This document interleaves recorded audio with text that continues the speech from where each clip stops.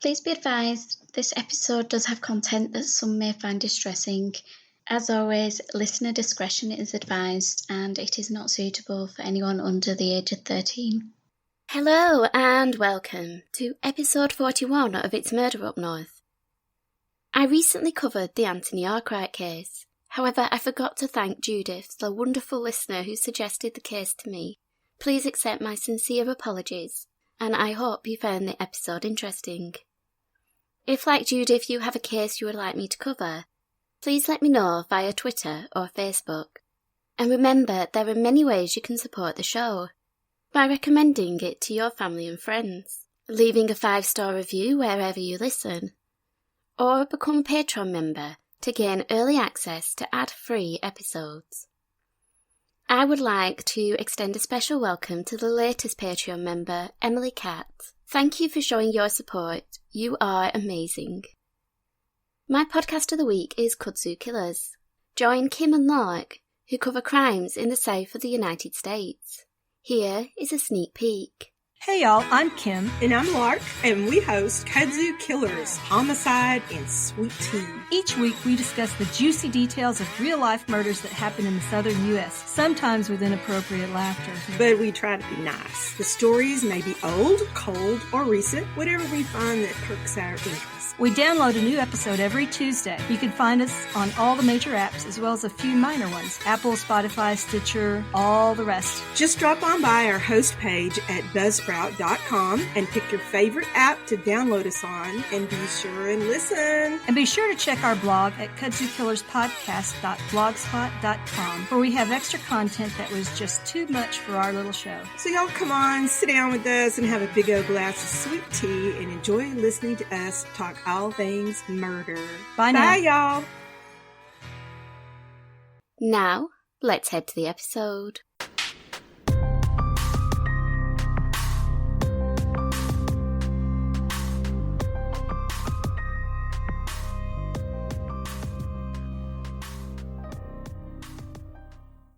Last week's episode focused on the tragic deaths of 6 children, aged between 5 and 13, who died when their parents started a fire at the family home while the children were in bed asleep.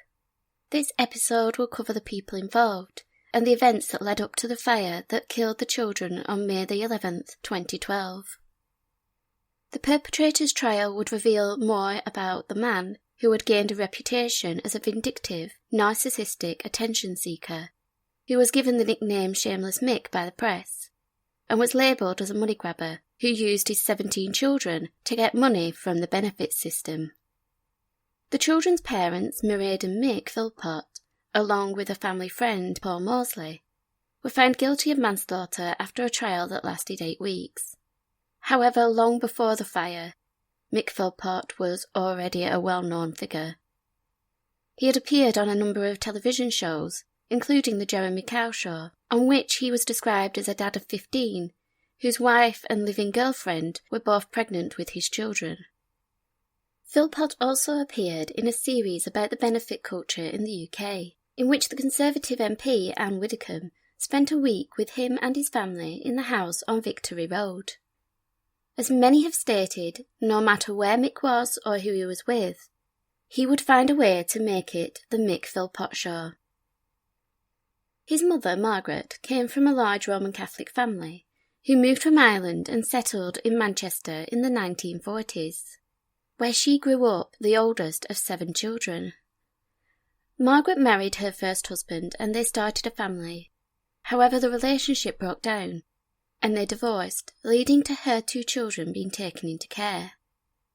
Looking for a fresh start, Margaret moved to Derby, where she met John Philpott, who worked as a bus conductor. The pair welcomed their first son, John, and 4 years later, in 1957, Michael was born. His parents would go on to have a total of 8 children. From a young age, Michael, or Mick as he became known, was seen as a child with a quick temper, prone to violent outbursts, and not afraid to use his fists to settle an argument. Despite her son demonstrating a tempestuous nature, in Margaret's eyes he was just a typical lad. Even when he was demeaning to her, on one occasion demanding she ironed his shirt again because she hadn't done it right. At the age of 18, Philpott had signed up to the army, which coincided with him meeting 15-year-old Kim Hill.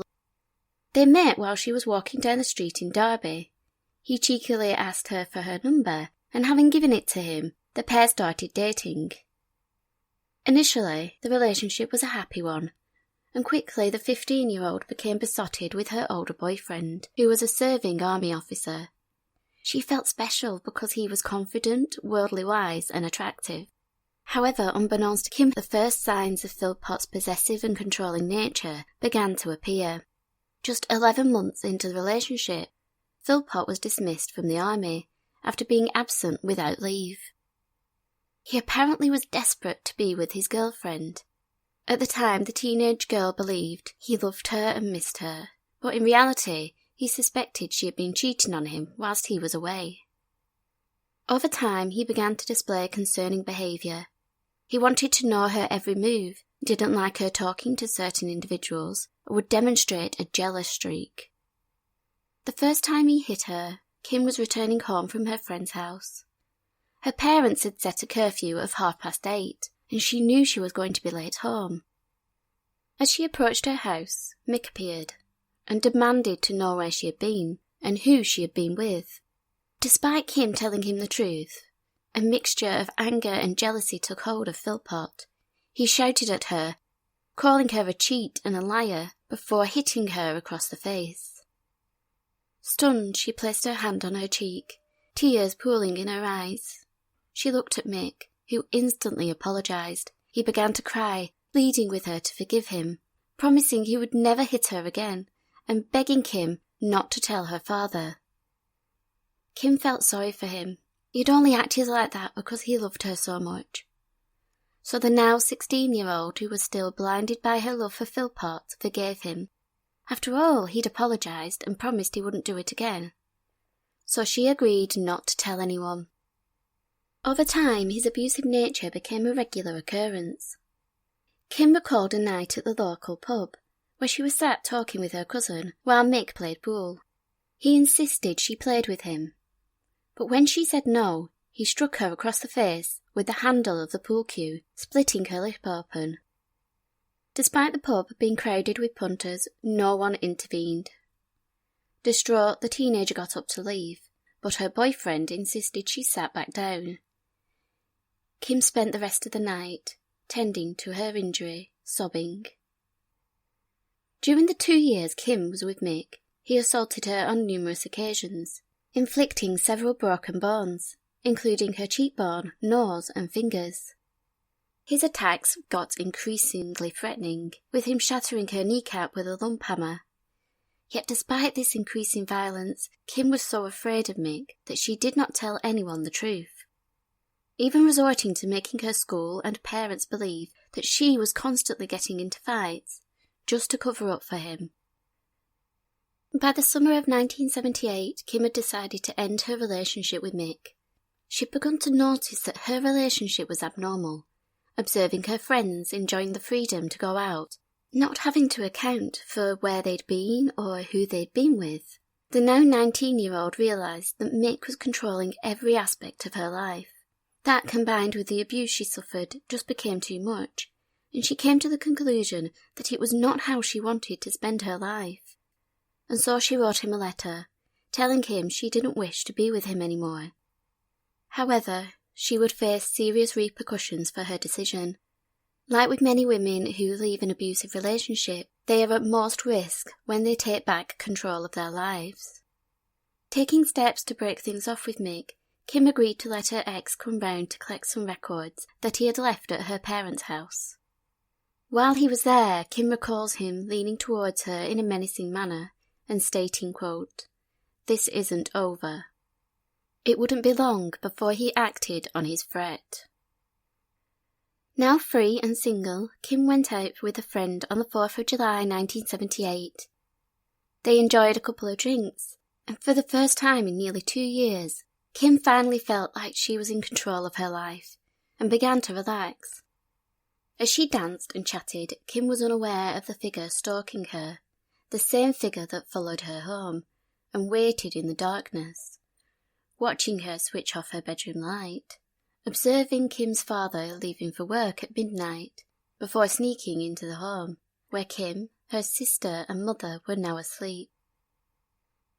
It was Mick Philpott, and he spent a couple of hours silently skulking around the ground floor of the family's home, peering in cupboards and rummaging through drawers, until he came across Kim's father's flip knife. Armed with the blade, he crept up the darkened staircase and entered his ex-girlfriend's bedroom. Her eyes flashed open as he placed his hand over her mouth and whispered in her ear, "Scream, and I'll kill you." Kim struggled to get free, and as he removed his hand, she let out a piercing scream, which further enraged Philpott, as he yelled, quote, "If I can't have you, no one can," bringing his fist down upon Kim's chest. She gasped as the blow struck. Over and over he hit her, the terrified teenager screaming in pain, summoning her mother to the door. Seeing the man straddling Kim, viciously attacking her, the mum turned to get help. Philpott ceased his assault and proceeded after Kim's mum, Shirley, who was halfway down the stairs when he struck her in the back. In her bedroom, Kim was unable to move from the pain, forced to listen as Mick assaulted her mother and unable to help. Kim's chest hurt, and as she tried to soothe her pain, she felt the warm blood seeping from her wounds, before she blacked out. Kim briefly regained consciousness, but everything was hazy, and she had to fight to stay awake as her blood pressure dropped. The last thing she recalled of that night was Mick Philpott standing over her, with the knife in his hand. Fortunately, neighbours had heard the teenager's screams and had called 999, who quickly arrived on site. As paramedics walked up to the house, they were greeted by a tall, slender man holding a blood-stained knife. He laughed as they approached and told them, quote, "I wouldn't bother, she's a goner. I've done a good job on her." As police officers detained Philpott, the paramedics entered the property to find Shirley lying in a pool of blood at the foot of the stairs. She had been stabbed in the back 11 times. Leaving their colleague to tend to Shirley, the other paramedic was directed upstairs by Kim's sister, and they walked into a scene of pure anger. Kim had endured a total of 27 stab wounds, as well as a large slit across her abdomen, which Mick had inflicted when he returned to the bedroom. His assault had been so vicious that the knife had punctured both lungs, penetrated her liver, kidneys, bladder and bowel. As Kim was transported to hospital, she had to be resuscitated twice, and only regained consciousness a week after the attack. Her injuries were so severe that the 19-year-old would spend 4 months in hospital recovering and having multiple surgeries. Having been detained at the scene, Philpott was formally charged with the attempted murder of Kim and the grievous bodily harm of her mother Shirley. The case went to trial in December 1978, at which Philpott was found guilty on both counts. He was sentenced to serve 7 years for attempted murder, and this would run concurrently with a 5-year sentence for grievous bodily harm. During summing up, the judge noted that the defendant was a very dangerous individual. Shortly after Philpott started his stay behind bars, Kim received a letter from him, in which he told her that he knows she will forgive him, as he didn't really mean to hurt her. He told her that she should come and visit him in the prison, so they could talk about their future together when he is released, stating his intentions to marry her. Despite the brutality of his crime, and the judge's comments regarding Philpott being a threat, he was released after serving just 3.5 years of his 7-year sentence. By law he had done his time, yet his victims suffered being forced to endure a life sentence. Kim still bears the pain of the attack, both emotionally and physically. Speaking on the documentary Britain's Darkest Taboos, Kim tearfully reflects on the impact of the attack. Quote, "I've had lots of operations to remove things, remove scar tissue and cysts, which is what he caused. I had to have an hysterectomy quite early in age, 'cause I got a prolapsed womb through the scarring and everything. He ruined my life." By the time he was released, Philpott had already set his sights on his new target, He had met her while he was in prison, as she had accompanied her boyfriend on a visit. It didn't faze Philpott that her boyfriend happened to be his older brother. Pam Lomax was 5 years younger than Philpott. Having discovered they were expecting, the couple married in May 1986, and their first child, David, was born shortly after, followed by Richard and Michaela. Pam found herself bearing the brunt of Philpott's abuse, and by 1995, having endured almost a decade of physical and mental assaults, Pam returned home one day to find her husband, the father of her 3 children, having sexual intercourse with another woman. Her anger and heartbreak turned to relief when the divorce was finalised and Pam was finally able to leave Philpott. It transpired that the woman 38-year-old Philpott was having an affair with was actually a 16-year-old teenager called Heather. Over 15 years later, Heather would appear as a witness at the manslaughter trial, where she would give evidence pertaining to the character of Mick Philpott. She described to the court how she first met him when she was just 14 years old. On that day, she had been at a local fishing lake with a group of friends when Philpott approached them. She recalled, quote, "He was very outgoing. He spoke to everyone and made a fuss of everyone. He came across as quite charming, amusing. But I think a lot of us quite early on had a fear that you did not want to upset him." Over time, Philpott began paying particular interest in the teenager, and she explained how the relationship grew, quote, "The intimacy had been building slowly, more and more over the space of almost a year. When Philpott learned that Heather was dating a boy her own age, he became jealous and determined she would be his. When they were together, he would play the song Unchained Melody, telling her it was their song. He would complain about his marriage to Pam and would provide the teenager with alcohol and cigarettes. She reflected on how he used this as a ploy to manipulate her, stating, quote, "He said he loved me. He plied me with cigarettes and cheap Lambrini, but then had a way of making me feel indebted for it. He'd use it to put the pressure on me to meet him again and again, and I didn't have enough about me to stand up to it. I was still 14 when he moved on to a physical relationship. He was telling me how much he loved me. He said it was our version of marriage because I was too young to marry him, but having sex was what was going to make us properly a couple. He took my virginity in a sleeping bag at the side of the lake after copious amounts of alcohol. Because I was dating a boy of my own age, it became Mick's challenge and he bragged to people, 'I'm popping her cherry before he does,' end quote."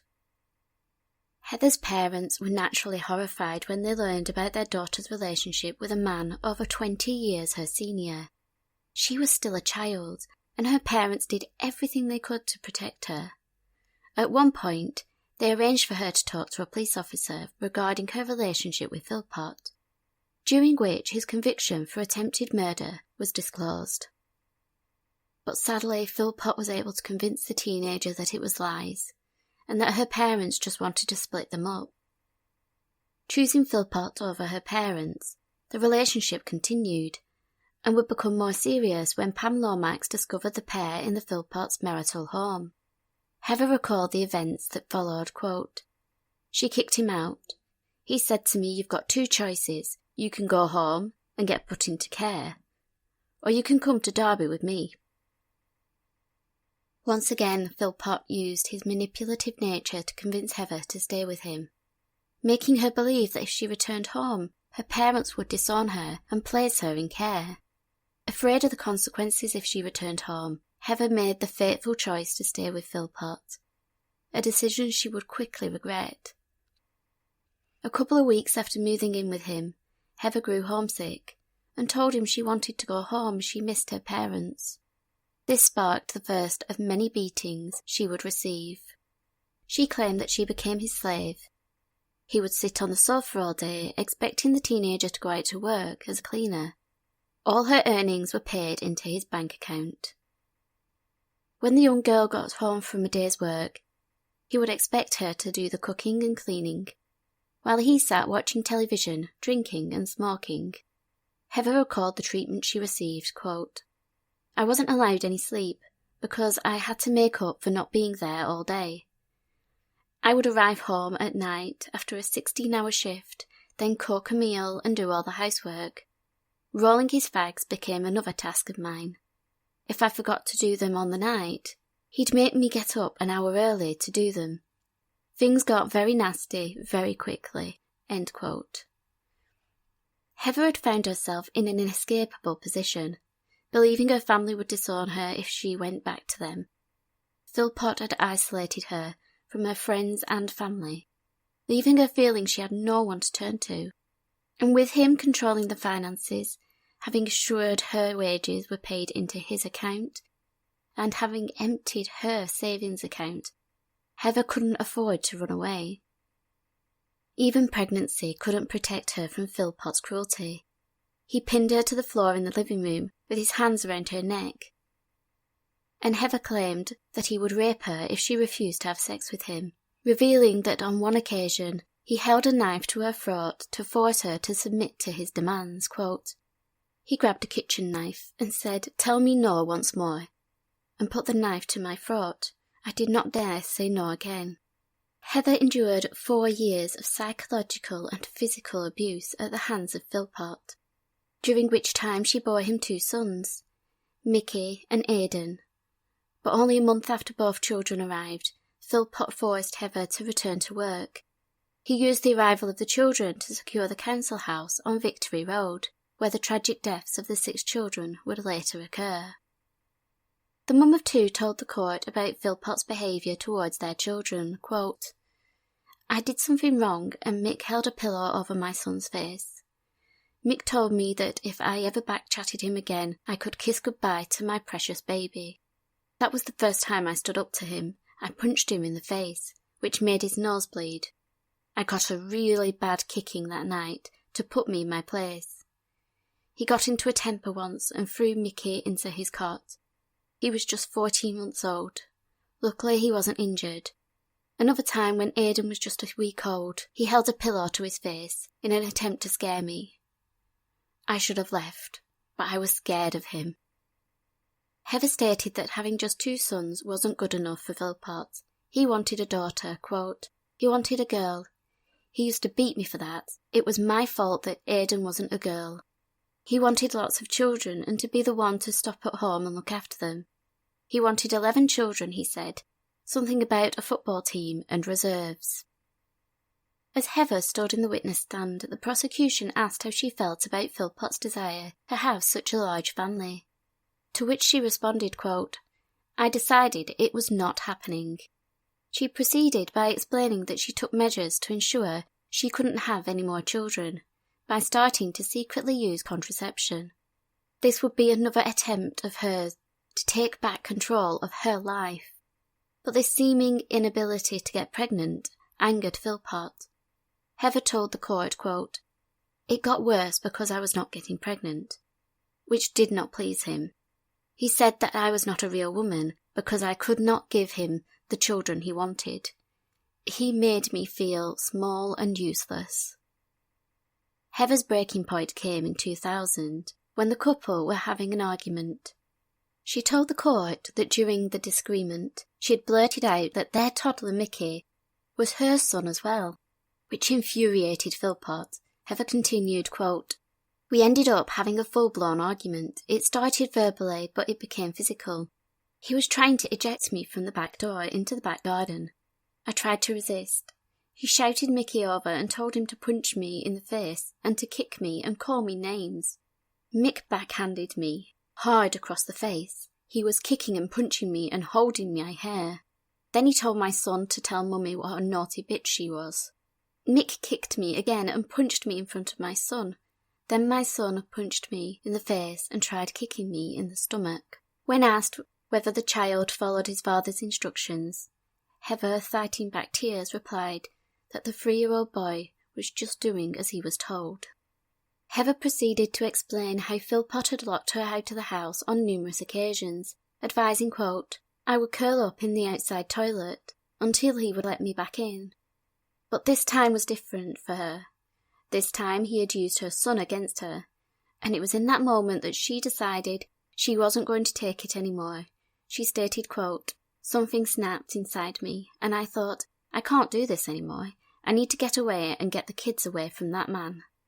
She climbed over the garden fence and fled to her sister's house, where she reported the years of abuse to the police.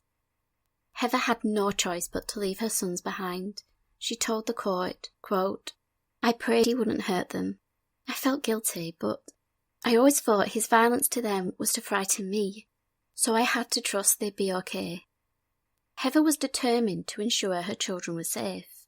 She secured a place for them all to live and began court proceedings.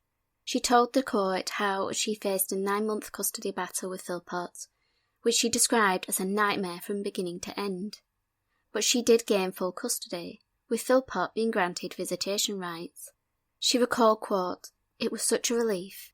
I don't think he really cared. It was about winning, not them."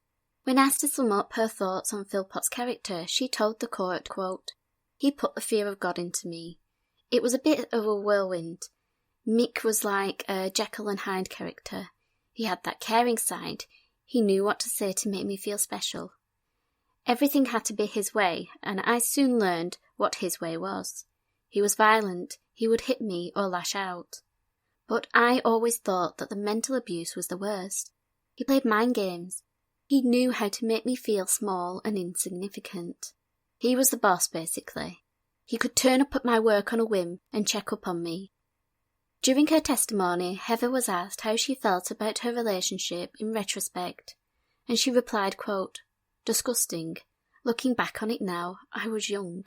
When asked if Philpott was a good father, Heather responded, quote, "In the public eye, not behind closed doors." Heather's final statement to the jury was to proclaim, quote, "This is not about revenge. It's about people needing to know what sort of person he is." After Heather left, it didn't take long for Philpott to find his next girlfriend, a young, naive 19-year-old who had recently escaped from an abusive relationship. Mairead Duffy was born in Ireland and was part of the traveller community. She alleges that she was abused as a child, and during the trial she implicated her father, accusations he vehemently denies, and there is nothing to substantiate these claims. During her teens, Mairead was sexually assaulted. This traumatic event and the constant bullying she endured at school led her to not completing her education, and her life began to spiral out of control. At the age of 16 she became pregnant, but the father, upon learning she was expecting, abandoned her, leaving Mairead to raise her son Dwayne alone. The single mother fell in love, but it wasn't long before love turned to abuse. Her partner subjected her to humiliating treatment, including cutting off her hair. Mairead knew of Philpott because he used to play darts in the local pub, and had been in a relationship with her mother for a short time. Having left her abusive relationship, he started paying Mairead attention. He was charming and plied her with compliments, which she had felt deprived of for so long. She would tell the court that she was, quote, "at rock bottom," and when Philpott offered to let her and Dwayne move in with him, Mairead was happy to accept. She continued to tell the jury, quote, "He was my guardian angel. He loved me and cared for me and made me feel safe." The relationship between Mairead and Philpott followed a familiar pattern. His charming nature disappeared, and soon the 19-year-old found herself answering to his every beck and call, ensuring she kept him happy, knowing if she didn't, she would be beaten. It wasn't long before Mairead was expecting their first child, and she delivered Jade, the daughter Philpott had desperately wanted from Heather. By the end of 2001, with Mairead now completely under his thumb, Philpott started a relationship with 16-year-old Lisa Willis, who had been orphaned at 12, and like Mairead, she had fallen pregnant, only for the father to abandon her. Having grown up without any stability in her life, Lisa was drawn in by Philpott, and he allowed her to move into the home on Victory Road, bringing her son, Jordan. Judge Verwell summed up the relationship during sentencing, quote, "Mairead agreed to have her in the house. She told the court she was hurt. Of course she was. You did not care. You controlled and manipulated these women, as you controlled and manipulated their predecessors. They ran the household and looked after all the children. They went out to work. Their wages and their benefits went into your account. You controlled how money was spent. Your suggestion that this was a joint account and this was a normal family arrangement was frankly ridiculous. These two young women were not even permitted to have a front door key. You checked on Lisa Willis's relationships at work, exactly as you had done in your earlier relationships. I accept that the level of physical violence had reduced in recent years, but the level of control, aggression and fear most certainly did not. Women were your chattels, there to look after you and your children, for that is how you describe them all. You bark orders and they obey. Witness after witness described the dynamics in your household. You were kingpin, no one else mattered. What was plain from the earliest stage of the evidence was the importance to you of your children. In addition to the 11 who formed the household in early 2012, you have another 7. Having heard the evidence and having observed you carefully throughout your trial, I am quite satisfied that for you, the principal purpose of your many children is to reflect on you. Their needs, desires and aspirations were very low on your list of priorities, if indeed they featured at all. You craved attention, you enjoyed the limelight, you courted publicity, you were and remain the centre of your world, and it is plain that you require everyone in your life, but particularly the women, to make sure that you remain at the centre of their world. Your needs and desires took precedence over everything, everyone else, including your children. You so arranged your life and theirs so that everything was done for the pleasure of Michael Philpott. End quote. It would be the unconventional living arrangements and the increasing number of children that would bring the family to national attention. Having approached the local press with complaints that his family needed a larger home, it wasn't long before daytime television shows became interested in the story, and the Philpotts would spark a debate about the benefit system. Having spent a week with the family in 2007, former Conservative MP Anne Widdecombe reflected on her experience, quote, "It was obvious. He had a lot of pent-up aggression. Anyone who saw the documentary will have seen me step back a couple of times, because I wasn't certain how he would react. But I never saw it towards the children. I never got the impression that he was a threat to them, or that they were afraid of him, although he was a rather indifferent father. He was very manipulative and controlling. I didn't know at the time that he was keeping the money that the two women, Mairead and Lisa, earned from their cleaning jobs. But even so, you could see how much power he exerted in the household. He thought the whole world was about Mick Philpott, and the women just went along with it. They were weak and they were besotted with him. The kids were clean and they were fed. They had loads of toys and they got to school on time. So it is no wonder that social services had little involvement. Clearly he wasn't a moral man. He had umpteen children by various women, and was living in a situation where he was sleeping with one woman one night and the other the next. I managed to get Mick 3 jobs back in 2007, and he chose the one in a brewery. Needless to say, he never reported for work. Mick was lazy, in the sense that he didn't want to work and was content to live off the taxpayer, but he certainly spent plenty of time and effort on playing the system. The welfare state made it possible for him to be work-shy and live off the rest of us, and it made it possible for him to do so very blatantly without concealing what he was doing. But the welfare state did not produce the wickedness that killed those children." End quote. Anne also revealed on ITV's This Morning, quote, "Philpott would address Mairead as bitch, like, 'Come here, bitch,' or 'Do this, bitch.' Indeed, he tried that on me a couple of times, addressing me in the same way. He obviously didn't respect women." End quote. 5 years after the show, the Philpotts had failed to secure a larger home, with the local council stating that they did not have a property large enough to accommodate them. There were many in the local area and beyond who argued that the situation was of Philpott's own making. It is speculated that the family were paid roughly £60,000 a year in benefits. When added to the wages earned by both Mairead and Lisa, it was clear that the family could afford to live comfortably. Many reports have stated that Philpott would splash out on new TVs and games consoles. He also arranged for a single-storey extension to be built on the rear of the property, in which an additional bedroom for his use was created, as well as a games room large enough to house a full-size pool table. Those who knew the family have since argued that if Philpott was willing to build these things that weren't practical, they questioned why he didn't put the money into having an extension built to ensure it could sufficiently accommodate his large family. Much has been written and speculated over the years regarding what happened within the home on Victory Road, with gossip of Philpott's sexual exploits with Mairead and Lisa, which he proudly boasted about to all who were unfortunate enough to be in his company. He even talked about his sex life while standing trial for his children's deaths. He became perfect tabloid fodder, the oversexed, lazy scrounger whose lifestyle was sensational and scandalous. But what is forgotten is the fact that in that house lived 11 young people, who by all accounts were well cared for, well behaved and provided for. However, the unconventional living arrangements would soon take their toll on Lisa, and her actions would inadvertently be the catalyst for the tragic events of May 11th, 2012. When summing up the case, Judge Furwell described the key moments that led to the children losing their lives. Quote, "Until February 2012, you lived in one household with your wife and her 6 children, and with another woman, Lisa, and her 5 children, making 11 children in all. You were the father of 9 of the children. You were by then 55 years old. Mairead Philpott was 31, and Lisa Willis was 28. Those arrangements had been in place for around 10 years or so. During that period you married Mairead Philpott. Lisa Willis was a bridesmaid at your wedding.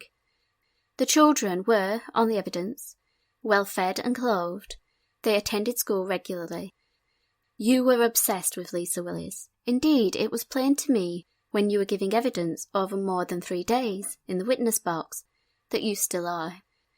In the period before Lisa Willis left, on at least 3 occasions you asked Mairead Philpott to agree to a divorce, so that you could marry Lisa. Apparently you expected Mairead to remain in the house with the children, just as before. Mairead Philpott refused. In February of last year, Lisa Willis left you, taking her children with her. She did not dare tell you she was leaving. She told Mairead Philpott that she was taking her children swimming. She and the children left with the clothes they stood up in and their swimming things. You soon realised what had happened, and you set about trying to bring her back. The evidence shows that you tried sweet-talking her. You tried cajoling her and then bullying her. Sometimes you moved between the 3 tactics. She would not come back. You could not stand the fact that she had crossed you. You were determined to make sure that she came back, and you began to put together your plan.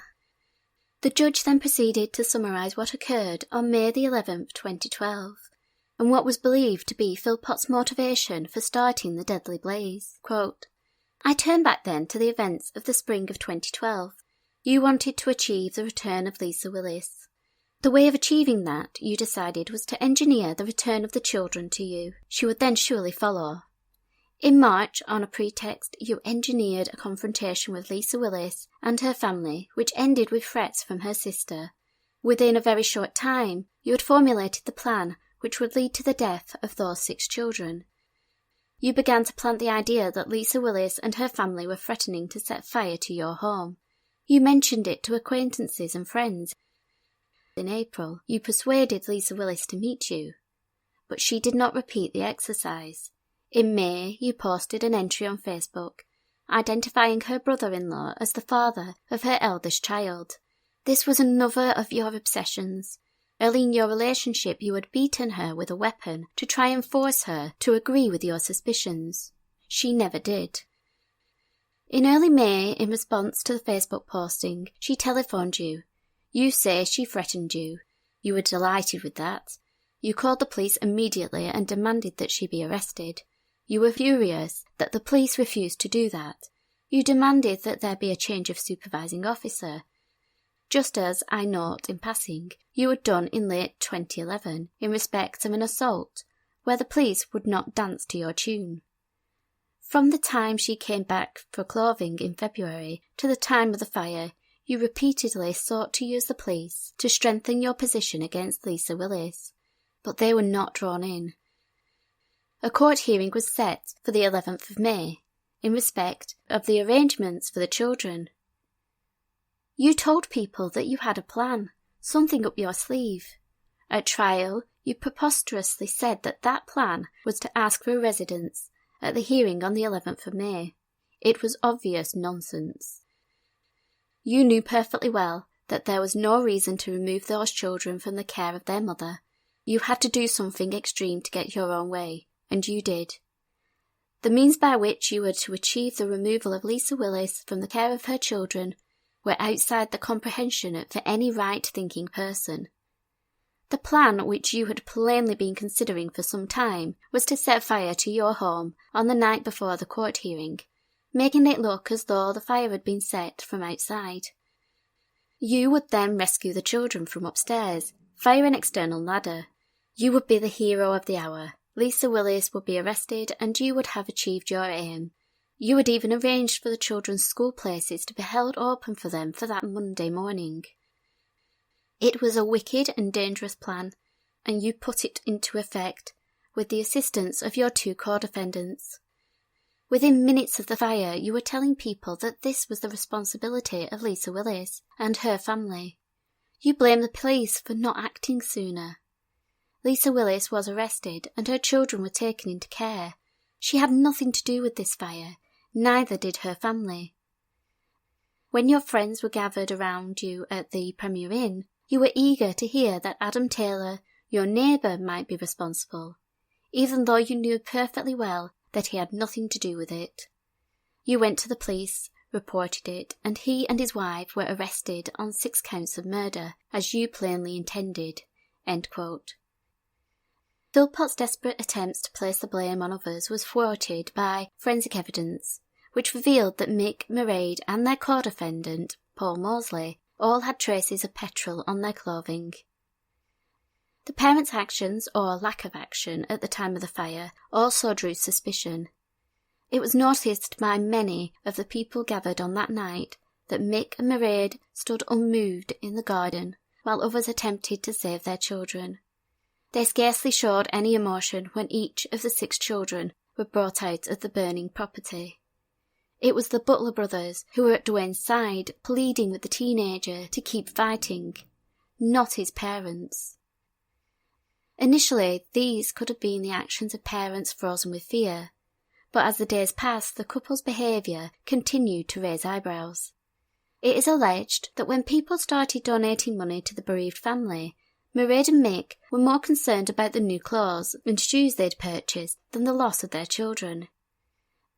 It was also speculated that as the tributes were being placed outside the family home, Mick was plotting ways to make money out of them. When a fund was set up to help pay for the 6 children's funerals, Mick apparently insisted that any money left over should be converted into shopping vouchers. It is also alleged that as Dwayne fought for his life, the couple spent very little time at his bedside. On one occasion, Mick was reprimanded by his friend, who caught Philpott grabbing a nurse's bottom as she walked past and making a lewd comment. This same friend accompanied the couple to the morgue to see the children, what would have been an absolutely awful experience. Philpott's friend was devastated by the sight of the tiny bodies, but he found himself comforted by Mick, who seemed unmoved. Mick and Mairead were also caught on a pub surveillance camera celebrating a friend's baby being christened, and shockingly, Mick, who had just lost 6 of his children in a house fire, stood in front of the crowded room and sang Suspicious Minds on the karaoke machine. All of these caused the community to view the couple in a different light, and the police began to suspect that the Philpotts were concealing information regarding the fire. So they arranged for the couple's hotel room to be bugged with listening devices, which captured Philpott questioning Mairead regarding her police interviews. He asked her if she had cried and what she said about his efforts to rescue the children. He also asked her to confirm that she had stuck to the story. During the recording, police also heard Philpott instruct Mairead to perform a sexual act on Paul Mosley to ensure their friend didn't turn on them. The final piece that cemented investigators' suspicions was the press conference, which I played in part 1. Mick's body language and lack of acting skills showed him up for the man he truly was. But this time his attempts to manipulate others failed, and just 2 days later Mick, Mairead and Paul were arrested. While awaiting trial, Philpott penned a letter to his friend, who had accompanied him to the morgue. This letter just speaks of the true depravity of Mick Philpott, as he discussed his intentions when released, quote, "By God, when we are free, which we will be, we're all going to get fucked. But me and my darling beloved wife, the most important thing we will do when this happens is to spend the whole day with our babies at the graveside. We don't care if it's raining, gale force winds, snowing. I'm going straight up there. Then we shall probably, no, we will, rape each other. Then we can all celebrate our freedom." End quote. At the conclusion of the trio's trial, the judge addressed each of them separately.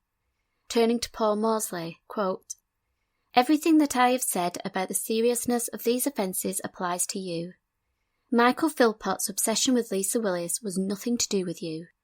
Where his children lived had nothing to do with you. You have young children of your own. You must have appreciated the appalling risk to which these 6 children were to be exposed when this fire was started in their home.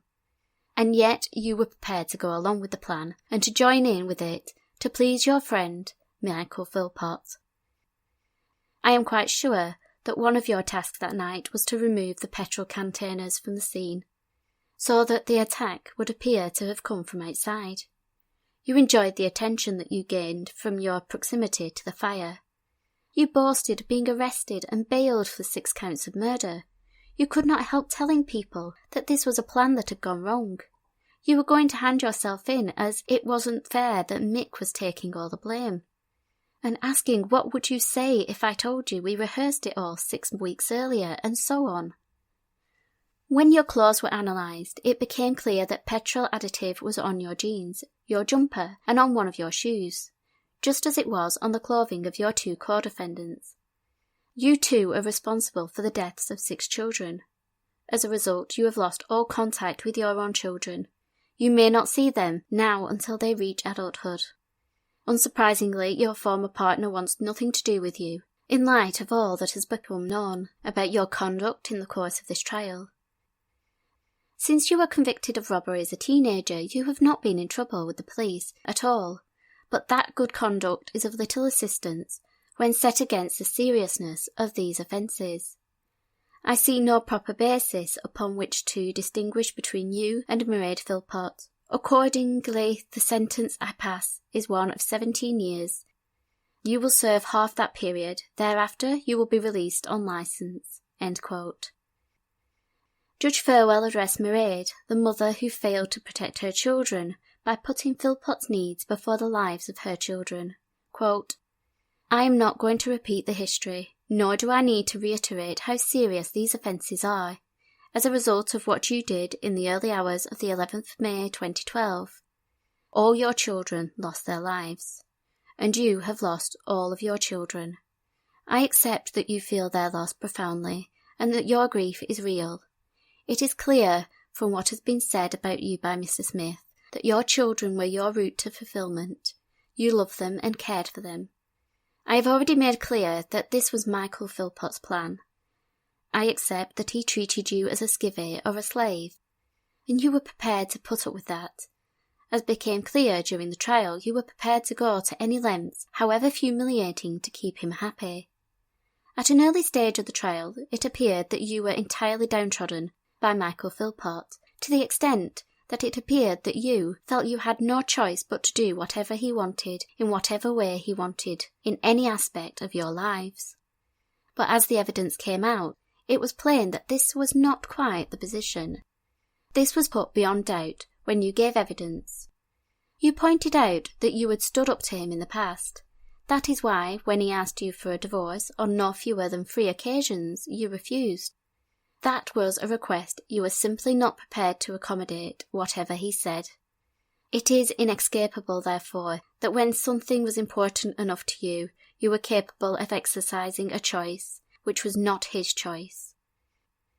These were your children. Your first responsibility surely was to them. Instead, you joined in with his plan, putting his obsession with Lisa above the safety of your children. The reality of the plan you went along with and helped execute was that your children were to be frightened out of sleep in the middle of the night and rescued by their father from a fire that should never have been started. The risk was obvious and overwhelming, and anyone who has heard the harrowing wailing from you on the 999 call can hear your realization that this had gone horribly wrong and your children were in mortal danger. But by then it was too late, and you bear your responsibility for that. You put Michael Philpott above your children, and as a result, they have died. After the fire, you threw your lot in with Michael Philpott. You supported him in his quest to get residence of the other children. You complied with his sexual demands to keep Paul Mosley on side. You lied to the police and you stuck to your story, just as he asked you to the police and to the jury.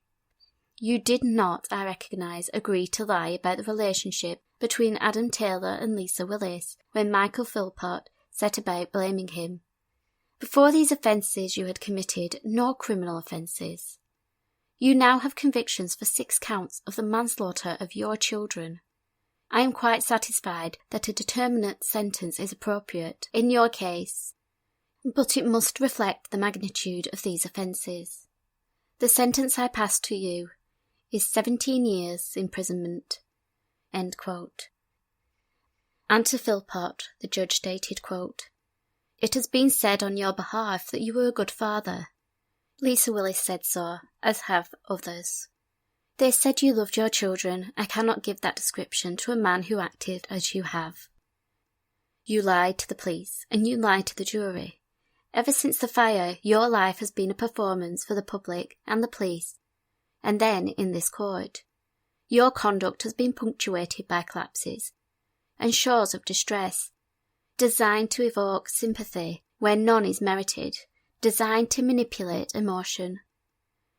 I accept that you have lost 6 children. I very much regret that everything about you suggests that your grief has very often been simulated for the public gaze. You made sure that Mairead stuck to the story, checking with her at every opportunity that she wasn't going to stray, as you put it. You knew that Mairead Philpott would do almost anything for your approval, to please you, to get your attention, as she put it. Without you, she would never have become involved in this plan.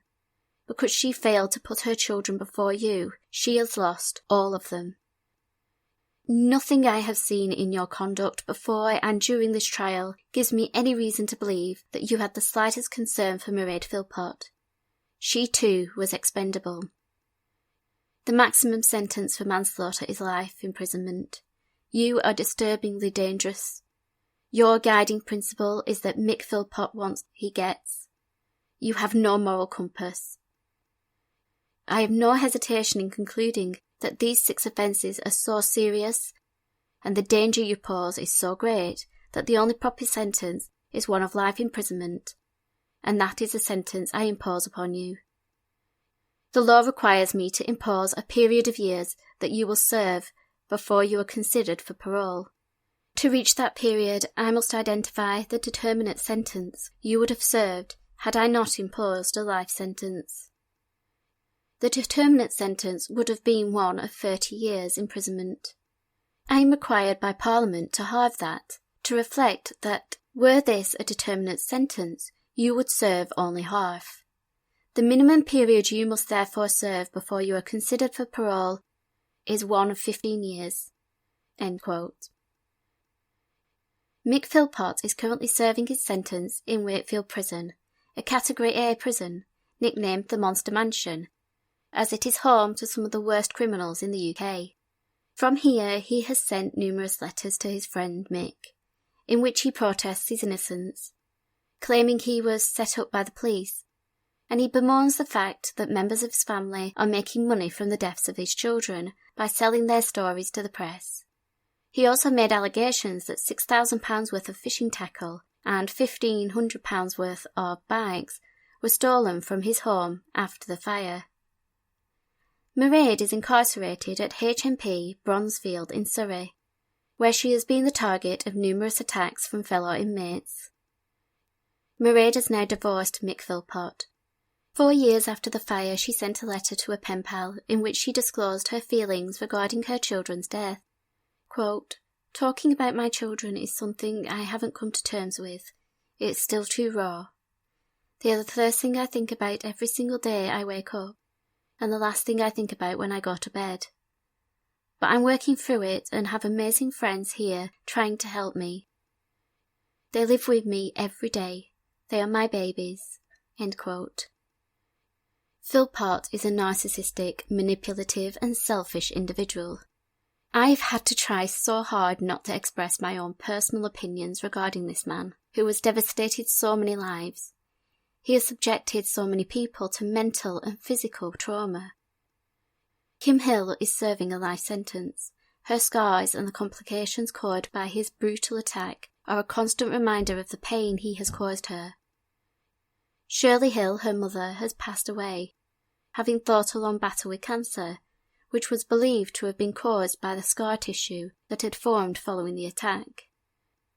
Pam and Heather, Philpott's former partners, who endured abuse at his hands and through his words, manipulated and controlled, stripped of their independence and self-esteem. They too will never fully recover from the abuse they suffered. But they proved that despite Philpott believing they were completely under his thumb, both women had the strength to walk away, which is the hardest decision an abuse victim can make. Lisa Willis was a vulnerable 16-year-old when she met Philpott. He brought her into his marital home and made her his mistress, but she too decided to leave, taking back control of her life. I sincerely hope that she does not feel any guilt for what followed. It was Philpott that started the fire. With Mairead, I am in two minds. Was she so manipulated by Philpott that when he suggested the plan for the fire she just agreed to go along with it? Was he able to convince her that the children would not be harmed? Or was she so afraid of Philpott that she agreed to it, despite knowing the risk? I do partly believe that she feared Philpott, and I think that he had a strong influence over her. But as a mother myself, I cannot comprehend how, as a mother, she wasn't prepared to do everything in her power to protect her 6 children. That being said, I do believe that she loved her children, which is evident by the comments on the children's well-being prior to the fire. The night of the fire, more lives were destroyed. Those are the people who tried to save the children. As discussed, the Butler brothers suffered from PTSD. They had flashbacks, nightmares, and lived with the guilt of not being able to save the children. They were among a number of neighbours who came to the aid of the family. Heralded as heroes for their actions, they too lived with the trauma of that horrific night. A couple of months ago, I exchanged messages with a relative of one of the neighbours. He described how his relative has suffered unimaginable mental trauma and struggles to talk about the fire to this day. Philpott's surviving children, all 11, having to live with the trauma of losing 6 innocent members of their family. Each of Philpott's children have varying opinions regarding what happened that night, but all are equally devastated by the deaths. And finally, the 6 children who paid the ultimate price for Philpott's actions. It took minutes for the fire to take hold, just minutes to end their young lives, minutes to extinguish their futures. Ultimately, they are the ones who should be remembered. Rest in peace, Dwayne, Jade, John, Jack, Jesse, and Jaden. Thank you for joining me for episode 41 of It's Murder Up North. Episode 42 will be available next week. So in the meantime, keep an eye on those shadows.